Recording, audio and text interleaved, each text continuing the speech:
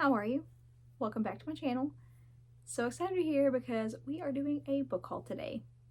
I've got enough book mail and done enough book shopping that I had to do a book haul video. So that's where we are. Yeah, so here we are. So I don't know where to start. I guess we'll start with book mail that I've gotten recently. Most of it has already been opened. So Scrubs Mag over on Instagram reached out to me. They said they have a book club in their magazine, and it's horror based. The genre is horror. They actually reach a really huge base, a really huge fan base of medical professionals, which is really cool. And they asked if they could send me 3 books of a series, and then if I review it, then they will put my review in their magazine. So that's pretty cool. So they sent me this series, and I've actually heard really good things about this one. It's Interview with the Devil. This is the first one. This cover is really cool. It says, Joseph Banbury's life takes an extraordinary turn when he's drawn into an otherworldly dialogue with the devil himself. Tasked with documenting this unparalleled interview, Joe dives into a narrative that blurs the lines between myth and reality, good and evil. As he navigates the complexities of the devil's tales, Joe uncovers secrets that challenge the foundations of his beliefs and the world's understanding of the celestial balance. Faced with the prophetic warning about a pivotal choice that could reshape the universe, Joe's journey becomes a testament to the power of questions and the search for truth. Interview with the Devil is a compelling tale that invites readers to explore the depths of their convictions and the possibility of redemption in the darkest of narratives. Through the tapestry of philosophical exploration and cosmic intrigue, this novel questions the essence of humanity and the intricate dance of fate and free will. That sounds so freaking cool. And the people that I've heard that have read this have really enjoyed it, so I'm excited about it. So that's book 1, and this one really sets it up for the rest of the series, and I'm told that it's really good. So that one's book 1, and then 2, and then book 3. So really excited about those. I ordered an Aardvark book box, so that's what this is. So I'll show you guys my picks for October.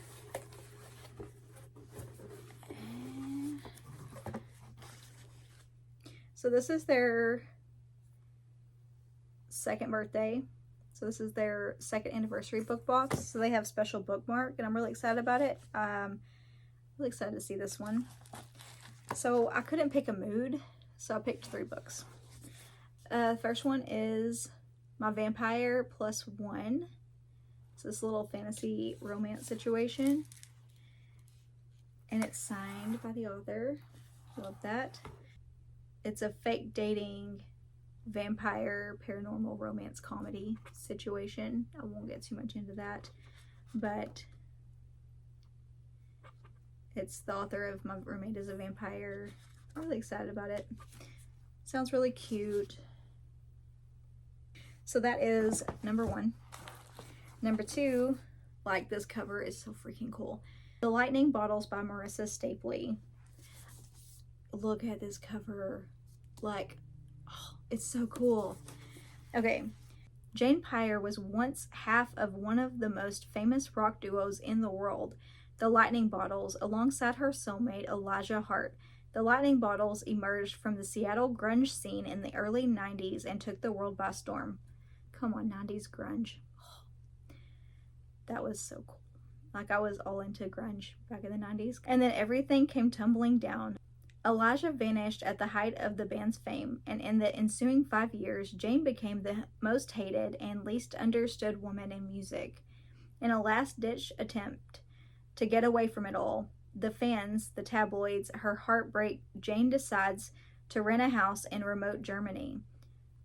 But when her new teenage neighbor turns out to be a lightning battle super van, claiming to have information that might solve the mystery of what happened to Elijah.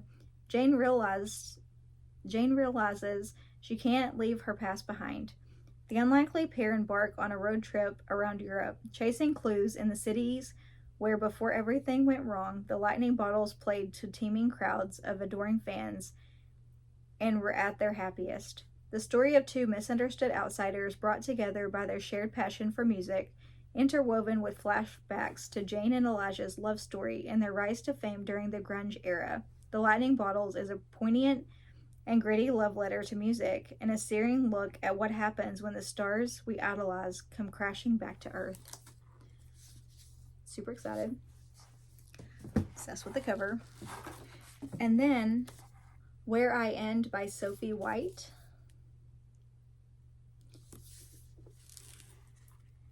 How the hell do you pronounce that name? Oleanne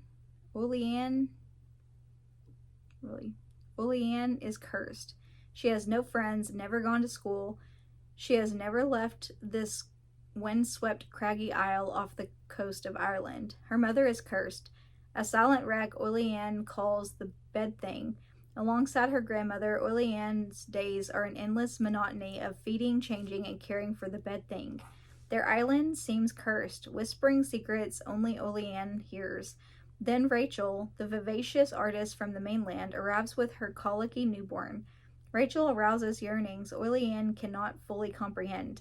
Soon the unfolding of her mother's secret tragedy and Oleanne's pursuit of her own dark desires are both destined to unleash a maelstrom only upon all three of their lives. So, yes. And then the bookmark. This is the special edition bookmark.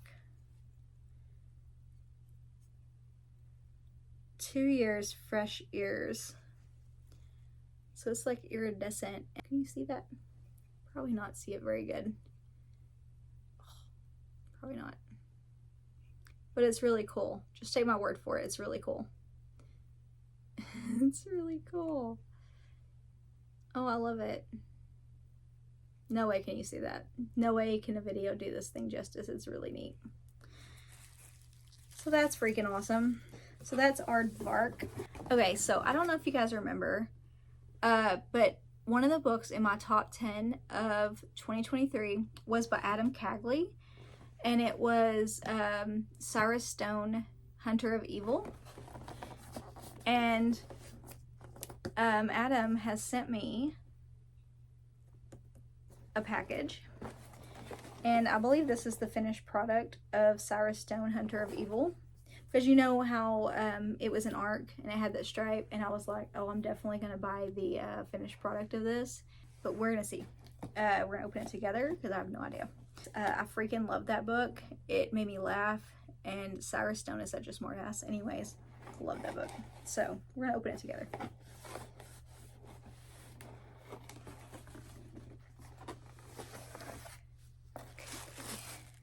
Okay. They're like wrapped, so it's okay. So we have sticker. Love stickers. We have bookmark.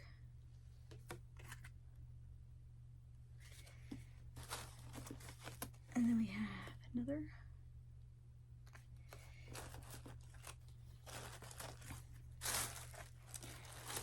Oh my gosh, it's so pretty.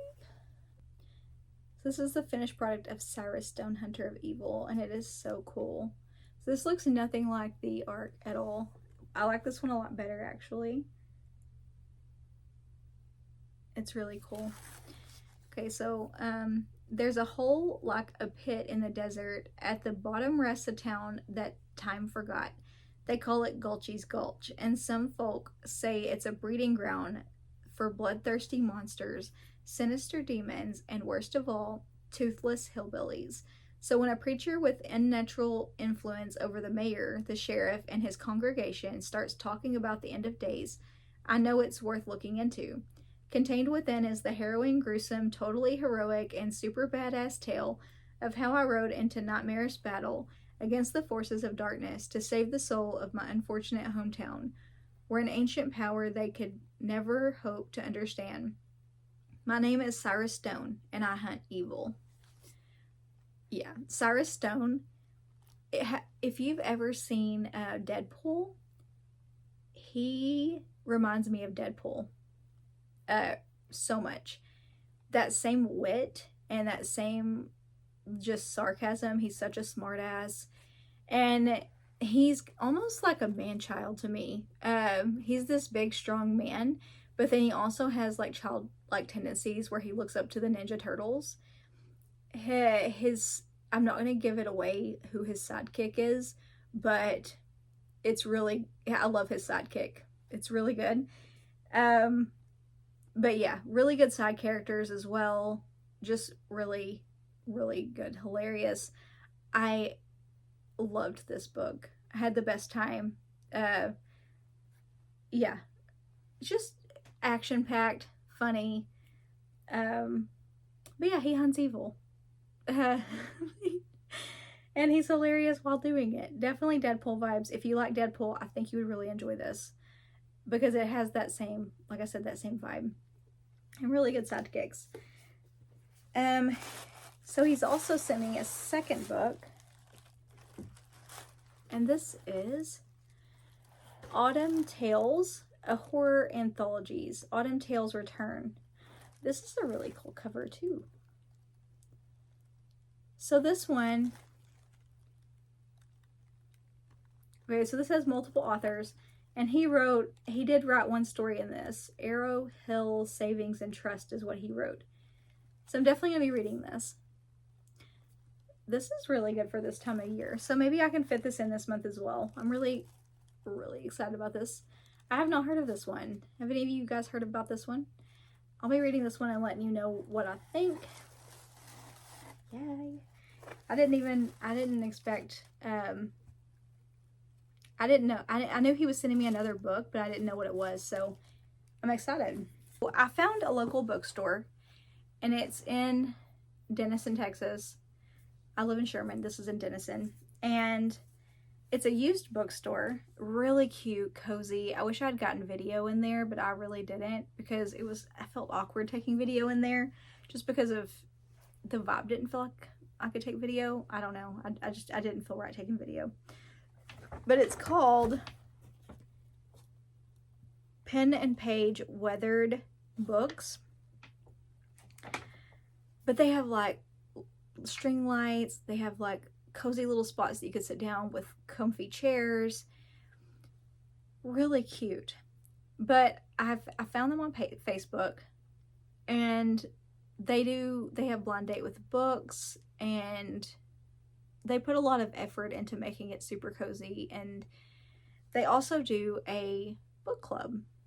So their book for this month, and I am going to be going to that. I needed another obligation, let me tell you, but and they weren't selling the book there, because they do use books, they don't do new books, but I ordered it, and that is the Hocus Pocus Magic Shop. So it's like a cozy, I guess it's a cozy book club. The Hocus Pocus Magic Shop by Abigail Drake looks really cute. It's a chunky little book for, usually when you see cozy, they're usually, but I'm really excited about it. So it's a chunky little book. But the Hocus Pocus Magic Shop, which sounds adorable. And it says, when chemist Grace O'Leary finds a book of magic spells hidden in her Aunt Lucy's rundown magic shop, the scientist in her itches to try them out. She mixes up a batch of love potions as a joke and has to face the consequences when they actually seem to work. Her dream of becoming a professor is in peril, and time is running out to finish research for her dissertation. She can't handle any more distractions, but the magic shop is on the verge of closing. Her aunt has become forgetful and confused, and a handsome reporter named Dario Fontana keeps sniffing around for a story. The last thing she needs is for him to find out about the love potions and expose her as fraud. But she begins to trust him, and the sizzling chemistry between them is soon too powerful to deny. With her personal and professional life in chaos, and her budding relationship with Dario in jeopardy, Grace is faced with a difficult choice. Fixing what is broken means going against every logical bone in her body. Can Grace learn to silence her scientific brain long enough to accept the truth about magic and also about herself? So yeah, I think we're meeting about this toward the end of October, like the third week of October. I'll have to look it up. I don't want to miss it, but yes. So bought that. And then I went to visit them because of course I did. And all of their books are priced between $2 and $3 unless otherwise marked, which is great prices. And then if it's like a really popular book or a newer book, then they're usually half off their original price, no more than $10, I think, on most of them, if they're like a new book, like newer books. But the older books are $2 to $3. So really great prices. So I'll show you guys what I got. So I got a blind date with the book, and then I got 3 others. We'll start with, I found Animal Farm by George Orwell. It's not in like perfect shape, but I think I paid like $1 for it. Like really cheap. I'm sure you know what that one is. So Animal Farm. And then I found Elevation by Stephen King. I really like this sparkly cover because it's got like sparkles on it. Huh. I don't know if you can see it on the video, but it's really sparkly. And the back is really sparkly too. It says, Castle Rock is a small town where word gets around quickly.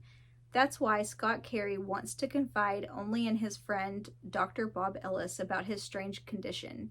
He's losing weight without getting thinner, and the scales register the same whether he is in his clothes or out of them, no matter how heavy they are.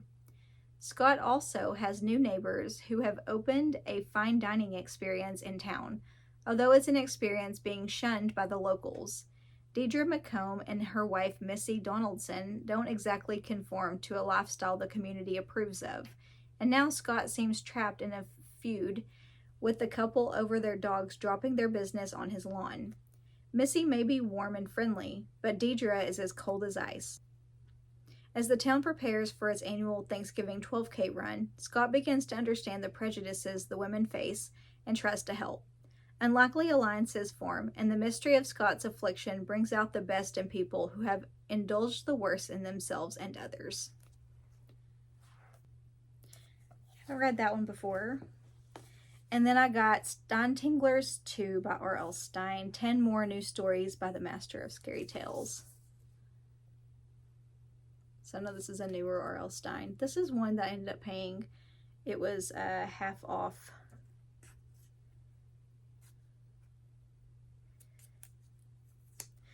This is one I ended up paying half off the original price, I believe, because it was in really good shape. It's like new, but I didn't mind. I like to support local bookstores, and so he was like, oh, did you see this one has the orange stickers, so it's going to be half off the original price, and I was like, I don't care. This is fine.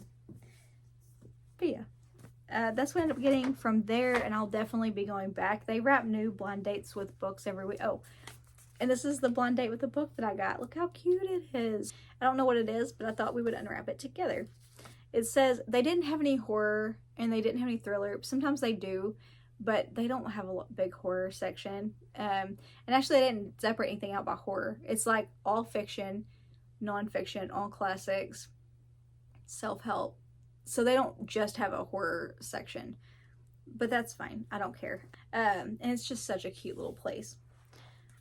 And I read pretty much everything, just about, except for like Westerns and, you know. But anyways, this is labeled fiction novel and drama intense. So we'll see what it is, but I'll pretty much read anything. We'll see. And if it's something that I already have, then I'll just gift it. But look how cute. So it's got this little stamp on it. They stamped it. And then it says excuses to buy new books. It's got a pen. got, what is this? Aw, a little feather. So I figure we'll just unwrap it and we'll see what it is. So, got a little feather hook. The book was better. This pen says the book was better. Okay, took that off. I'll put it on my little, I have a pen banner that I keep all my pens on. The bookmark. And I talked to it's a husband and wife owned. I talked to the husband. The wife wasn't there, but he was really nice. Got the reading list bookmark. It's cute. Wonder if they make these. Oh my gosh, there's other stuff in here.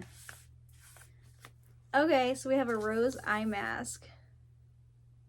That's a really sweet touch. Wow, I didn't even know all that was in there. What else is in here? Support your local library.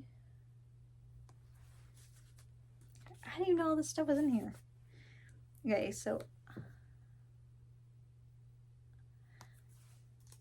who knew? Open to book recs. Is that it? It's like full of surprises. Every time you... I didn't even know that was in there. That's funny. Okay, we'll see what it is.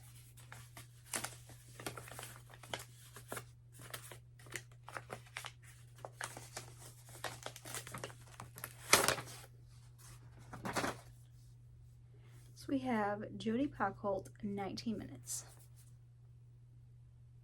I believe I've read other books by her and I think I've enjoyed them. I'm trying to remember which one. I know I've read another one by her and I know I've enjoyed it, but I can't remember which one it was.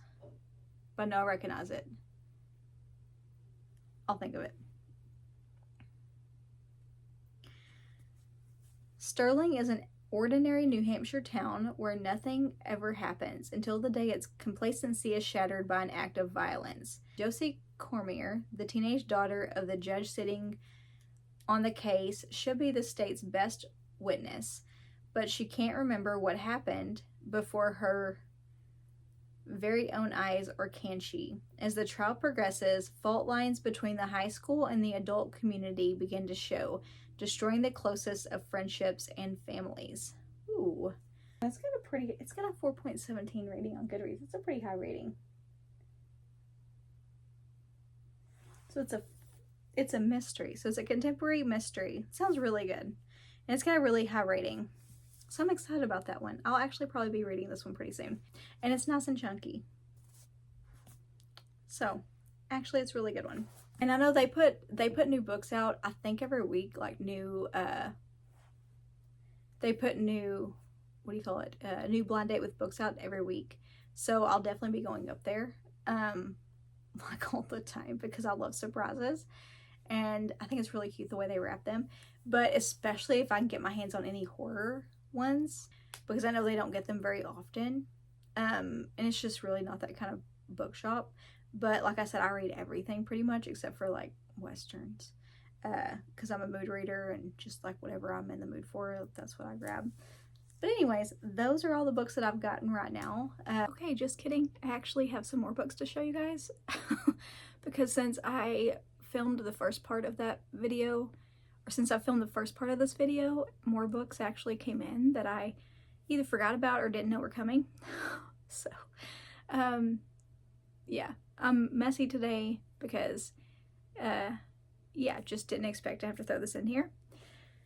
And yeah, during the day I don't really go anywhere during the week because I just homeschool the kids and we don't go anywhere, really. So anyhow, gonna throw this in here. And, you know, I'm having to read a lot of the synopsis on these instead of just like throwing at you what they're about because I really don't know what a lot of these are about or I don't remember. So here we go. First one, this one I actually got a couple weeks ago, but I forgot. And I forgot I hadn't showed you guys, or I don't believe I've shown you guys. If I have, I apologize, but I'm pretty sure I haven't. And that is The Bog Wife by Kay Chronister. And look how freaking pretty this cover is. I'm obsessed. I'll try to put a clip here of the packaging because it was really cool. They sent moss and these tiny mushrooms and frogs. It was adorable. I did post a TikTok of it whenever I got it, but I forgot to show you guys. that happens. But, you know, if I just get like one-off books, just one, sometimes I forget to show y'all, but I apologize. This one was sent to me by Counterpoint Press is who sent me this. Since time immemorial, the Hadsley family has tended the cranberry bog. In exchange, the bog sustains them. The staunch seasons of their lives are governed by a strict covenant that is renewed each generation with the ritual sacrifice of their patriarch. And in return, the bog produces a bog wife. Brought to life from vegetation, this woman is meant to carry on the family line. But when the bog fails or refuses to honor this bargain, the Hadsleys, a group of discordant siblings still grieving the mother who mysteriously disappeared years earlier, face an unknown future. Middle child Wenna, summoned back to the dilapidated family manor just as her marriage is collapsing, believes the Hadsleys must abandon their patrimony. Her siblings are not so easily persuaded. Eldest daughter Ida, de facto head of the household, seeks to salvage the compact by desecrating it. Younger son Percy retreats into the wilderness in a dangerous bid to summon his own bog wife, and his youngest daughter Nora takes desperate measures to keep her warring siblings together. Fledgling patriarch Charlie uncovers a disturbing secret that casts doubt over everything the family has ever believed about itself. That sounds fascinating. Again, I love that cover. These next three were sent to me by Bobby Media and Inkshares. So, I believe that's how you say it. Bobby Media, I think. So they sent me a set of 3 books, all by Scott Thomas. The first one is Midwestern Gothic, and this is a collection of horror stories, Gothic horror stories. It's actually a set of 4 novellas. Don't know much about it aside from that. Next one is Kill Creek. This one I believe is like a haunted house story, and it's set on Halloween. So I may try to fit this in this month. At the end of a dark prairie road, nearly forgotten in the Kansas countryside, is the Finch House. For years it has remained empty, overgrown, abandoned. Soon the door will be opened for the first time in decades, but something is waiting, lurking in the shadows, anxious to meet its new guests. When best-selling horror author Sam McGarver is invited to spend Halloween night in one of the world's most infamous haunted houses, he reluctantly agrees. At least he won't be alone. Joining him are 3 other masters of the macabre, writers who have helped shape modern horror. But what begins as a single publicity stunt will become a fight for survival. The entity they have awakened will follow them, torment them, threatening to make them a part of the bloody legacy of Kill Creek. I've heard really good things about this one. Lots of people have said they loved this book, so really looking forward to that. And then finally, we have Violet. This is about a lady who is being, I believe, haunted or tormented by her old imaginary friend, like her childhood imaginary friend when she goes back home. And she's also dealing with grief. So, for many children, the summer of 1988 was filled with sunshine and laughter, but for 10-year-old Chris Barlow, it was her chance to say goodbye to her dying mother. 3 decades later, loss returns, her husband killed in a car accident, and so Chris goes home to the place where she first knew pain, to that summer house overlooking the crystal waters of Lost Lake. It's there that Chris and her 8-year-old daughter will make their stand against grief. But a shadow has fallen over the quiet lake town of Passington, Kansas. Beneath its surface, an evil has grown, and inside that home where Chris Barlow last saw her mother, an old friend awaits her return. That sounds really good. And I've heard really good things about this one as well. The only one I hadn't heard much about was the Midwestern Gothic. I haven't heard a lot about that one. But I think that one's like that may be the newer one. The next one was sent to me by Harper Perennial, and that is Sea Friendship by Jeremy Gordon. This was on their list, and I requested a copy of it because it sounded really interesting. It's not horror, but it sounded so intriguing. Every now and then they'll have one that sounds so intriguing that I go ahead and I'll request it even if it's not horror, and this is one of them. Ahead of looming layoffs within the ongoing decimation of media, Jacob Goldberg, a culture writer in New York, knows what will save him: a podcast.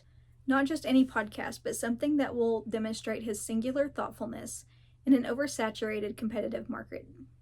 When Jacob learns the true tragic circumstances behind the mysterious death of Seth, one of his best friends from high school, his world is turned completely upside down. But when the dust settles, he realizes has an idea worth digging into. Of course, it's not so simple. Learning the truth, or at least the beginning of it, sends Jacob spiraling. His increasing obsession ultimately leads him back home to Chicago, where he tracks down Lee, a once up-and-coming musician who probably best knew Seth at the end of his life.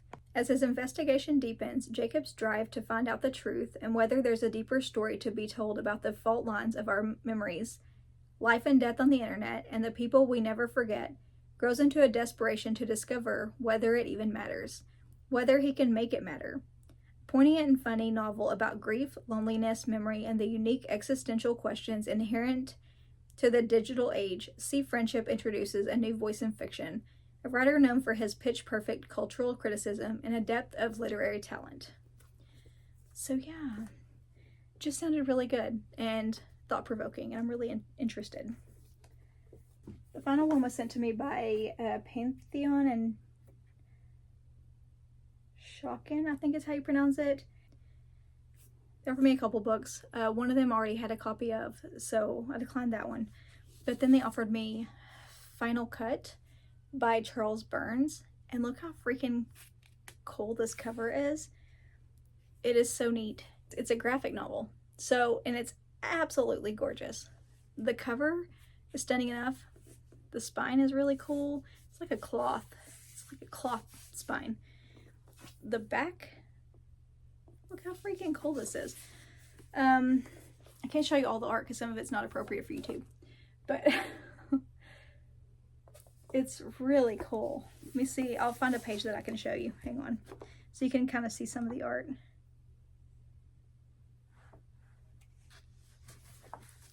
This one's fine. This is a page that's okay.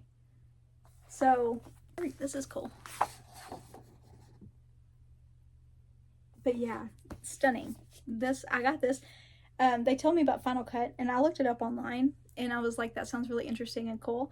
But whenever I got it in the mail, I didn't know how big it was, and two, I didn't know how freaking cool it looked in person, and it really is stunning. So, very excited about that. Haunting and visually arresting story of an artist's obsession and the value and cost of pushing the boundaries of creativity. As a child, Brian and his friend Jimmy would make sci-fi films in their yards, convincing their friends to star as victims of grisly murders, smearing lipstick on the bodies to simulate blood.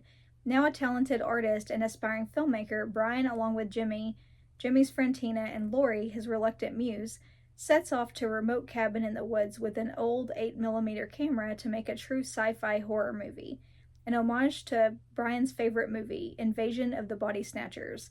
But as Brian's affections for Lori go seemingly unreciprocated, Brian writes and draws himself into a fantasy where she is the girl of his dreams, his damsel in distress, and his savior wrapped into one. Rife with references to classic sci-fi and horror movies, and filled with panels of stunning depictions of nature, film, and the surreal, Burns blurs the line between Brian's dreams and the reality and imagination and perception. A master of the form at his finest, Final Cut is an astonishing look at what it means to truly express oneself through art. Does that not sound freaking amazing? So yeah, super excited. Anyhow, those are all the books. I will see you on Friday. Bye for now.